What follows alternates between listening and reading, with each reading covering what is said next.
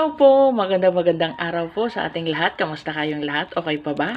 Guys, nakita nyo naman siguro may pinost ako dyan sa aking, may in-upload ako dyan sa aking reels na sahod.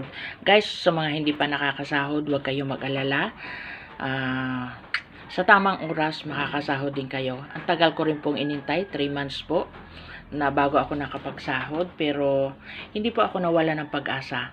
Basta once na kayo ay naandito sa Facebook or dito kayo sa MetaWorld, ingatan po natin yung ating account para hindi po masayang yung ating mga pinaghirapan. Lagi po tayong sumunod sa community standard policy ni Facebook.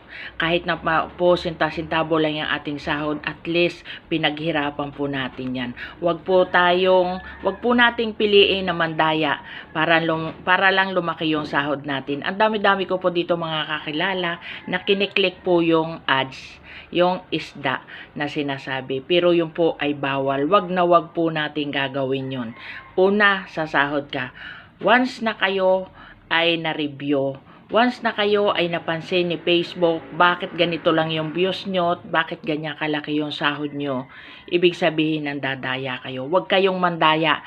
Kahit na maliit, kahit na sinta-sintabo lang yung ating sinasahod, pagtiyagaan natin yan. Dahil yun lang yung ating nakayanan. Pero huwag nyong piliin na kayo ay mandaya. Piliin natin maging fair, maging mabuting tao para tayo hindi magkamali. Kasi once na nagpili tayo, na gusto agad natin malaki yung sahod, magkiklik tayo dyan, mandadaya tayo, wag natin gagawin yon. Dahil lang, pag ginawa nyo yon, isang beses lang kayo maging masaya. Kasi once na na-detect nga kayo, mawawala, madidemonetize yung account nyo. Huwag nyong hayaan na mawala yung pinaghirapan natin dito sa Facebook. Ingatan po natin. At patuloy lang. Enjoy lang natin. Na kahit na maliit yung ating earnings, mag-enjoy lang tayo. At least pinaghirapan natin. 'Di ba?